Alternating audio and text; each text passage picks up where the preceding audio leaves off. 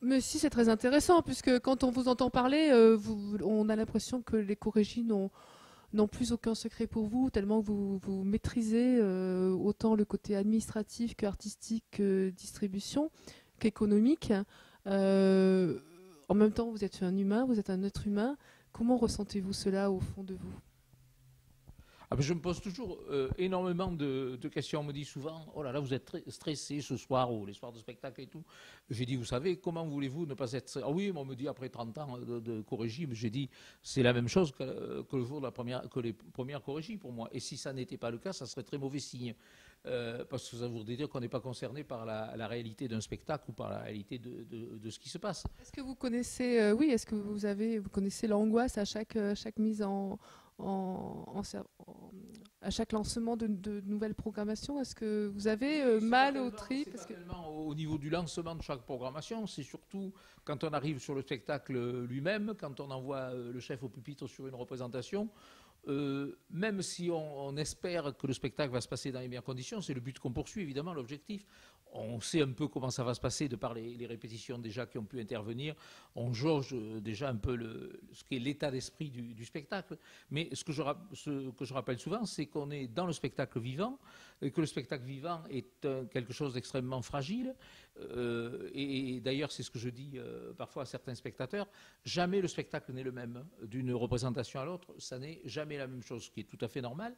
Et on n'est jamais sûr, tant que la dernière note de la partition n'est pas donnée, de la manière dont les choses vont se passer. Il peut toujours y avoir un grain de sable qui vient contrarier ce qu'on a envisagé, et ça, je crois qu'il faut qu'on en soit parfaitement conscient. Alors, c'est vrai que parfois, il y a des spectacles qui tournent, je dirais, mieux que ce qu'on a pu espérer, même si on met évidemment tous les ingrédients pour que le spectacle se passe bien. Mais le Rigoletto, par exemple, qu'on a fait en 2011, c'est vrai qu'il y avait des paramètres artistiques qui étaient excellents au départ, mais ça a tourné d'un bon côté, avec 20 minutes d'ovation à la fin du spectacle, le triste de la Vendetta dont je parlais tout à l'heure, du grand duo Gilda-Rigoletto.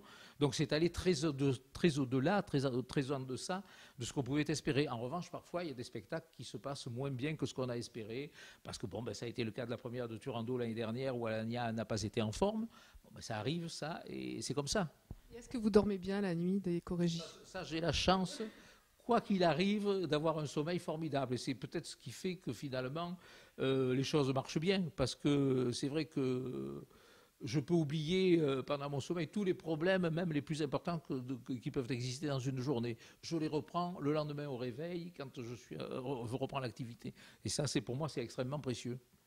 Mais ce que j'essaie d'être, puisque vous me posez la question à moi sur un plan personnel, c'est toujours extrêmement lucide et extrêmement réaliste sur ce qu'a été un spectacle. Alors c'est vrai que je déteste que certaines personnes me disent ce qui a été bien, ce qui n'a pas été bien à l'issue d'un spectacle, parce que je suis encore beaucoup plus conscient que ce qu'ils peuvent l'être elles-mêmes de ce qui s'est passé. Mais je crois qu'il faut savoir, il ne faut pas être béatement satisfait de tout ce qu'on a pu présenter ou faire.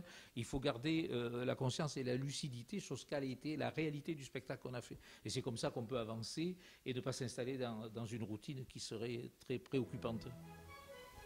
À bientôt, Monsieur Dufaux. Merci. Merci.